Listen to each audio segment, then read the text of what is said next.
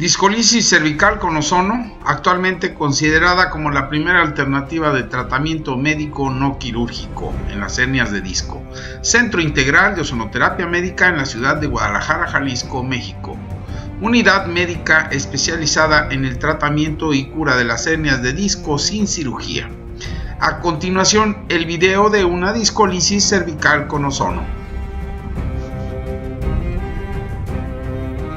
El concepto de hernia discal se denomina hernia discal a la salida del material del núcleo pulposo a través del anillo fibroso roto.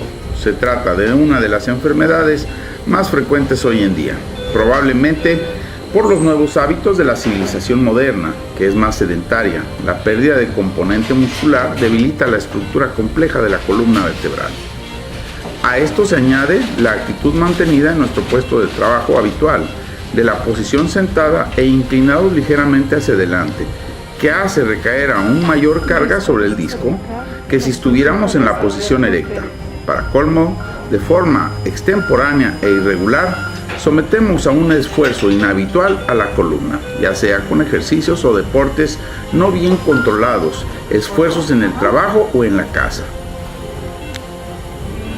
En la columna cervical existen características anatómicas y funcionales específicas que la diferencian de las otras zonas en la columna vertebral.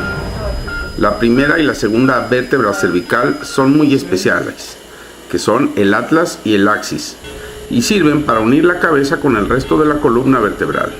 Tienen una misión caracterizada por su capacidad de sostener el peso de la cabeza y permitir sobre todo los movimientos de rotación.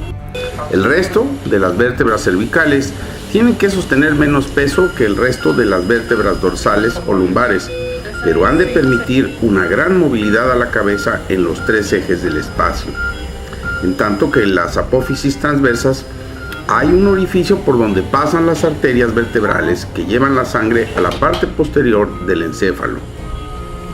En las apófisis transversas hay un orificio por donde pasan las arterias vertebrales que llevan la sangre a la parte posterior del encéfalo, es decir, el tronco cerebral, el cerebelo y la región cerebral occipital fundamentalmente.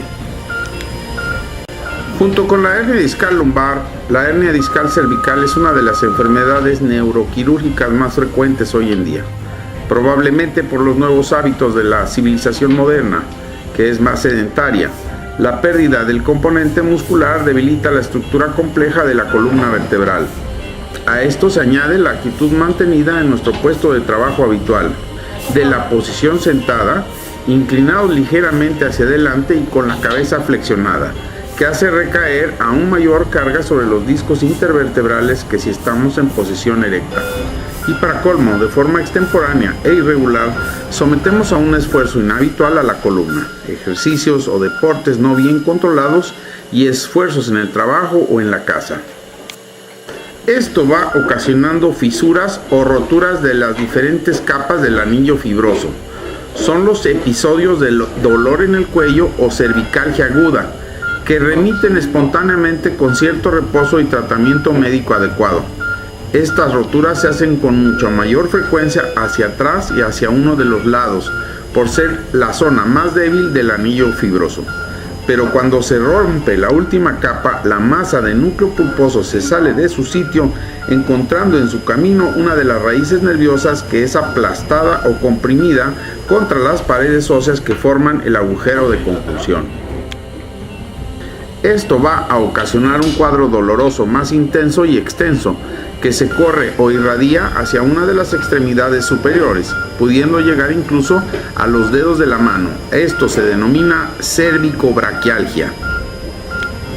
Para entender las posibilidades clínicas que pueden presentarse en el proceso de una hernia discal cervical, hay que tener en cuenta varios factores. Primero, el anillo fibroso está muy inervado por terminaciones nerviosas dolorosas.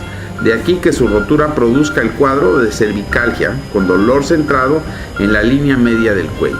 Segundo, las raíces nerviosas tienen tres tipos de fibras: dolorosas, sensitivas y motoras. Estas fibras son prolongaciones de las neuronas que se sitúan en la médula, como los cables eléctricos. Estas fibras están recubiertas por unas células especiales que las aíslan gracias a una sustancia grasa que contienen denominada mielina.